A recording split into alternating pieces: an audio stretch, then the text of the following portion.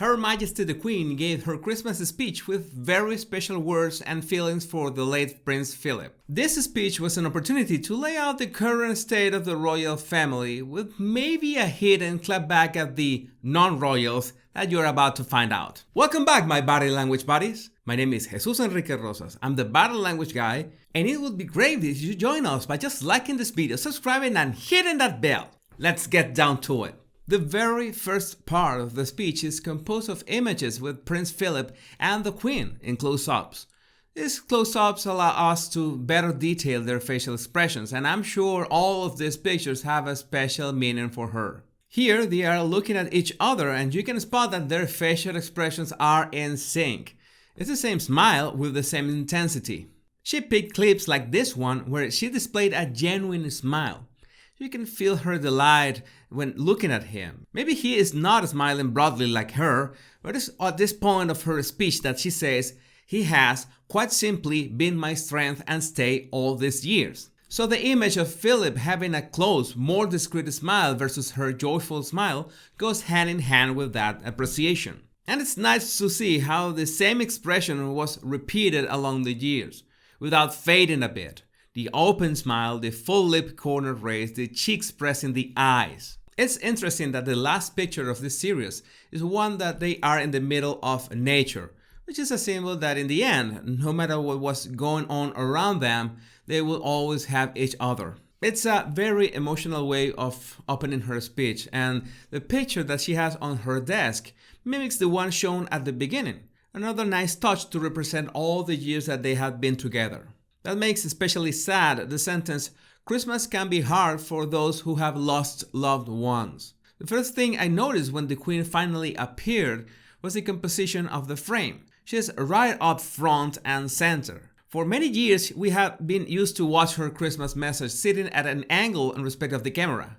That has been at least for the past 4 years, wearing either clear neutral tones or blue and violet more recently. So watching her up front in this reddish tone in the center of the frame is a statement of power.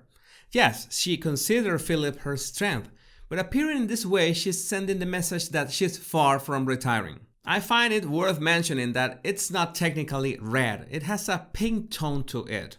It's much easier if we compare it with Catherine's dress at her recent appearance, where the color palette of the environment is similar.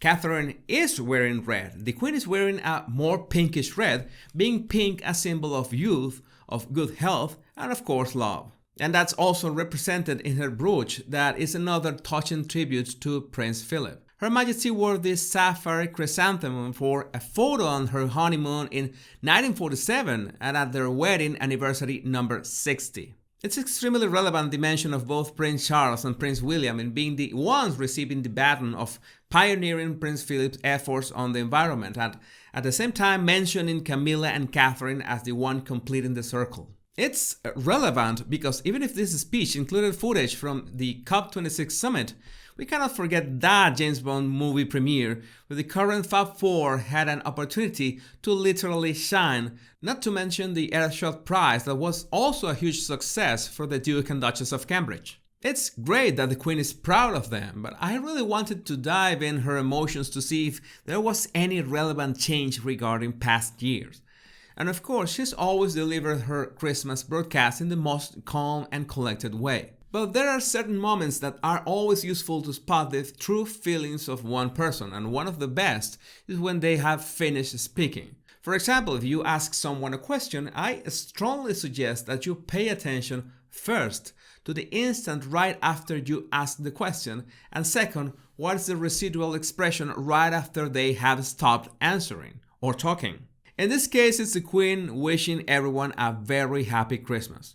Let's take a look at her facial expression from this year and compare it to 2019 and 2020 to see if we can spot any changes. What I noticed as soon as I had the three versions side by side is that this year's facial expression right after wishing a happy Christmas is virtually the same of 2019. There's that really slight bending of her lip corners upward that is so subtle that it's really easy to miss. As I mentioned, she is so calm and neutral in her delivery that this is actually her smile compared to the rest of her broadcast. I don't know what do you think about this, but it looks like she has lost weight over the past 2 years. But it could also be an effect of the type of lens of the camera. Now, it's in 2020 that she looked a bit wary. But at the same time, in that year, the lighting was different. It had what is called in photography a higher lighting contrast ratio, more contrast between lights and shadows. Maybe it could be the reason that her gaze is not as strong that in the other 2 years, because her mouth had pretty much the same smile. The only difference that I could spot for this year is that her head is just a bit higher, compared especially to 2020. It feels again like she wants to present herself with energy and, despite her loss this year, willing to tackle what may come in 2022. All in all, I think this was the best way to portray the strong woman that she is, straight to the camera dressed in pinkish red. So there was no direct mention of Harry and Meghan. They were apparently snubbed from the speech. But there was one line that really caught my attention, and let me explain why.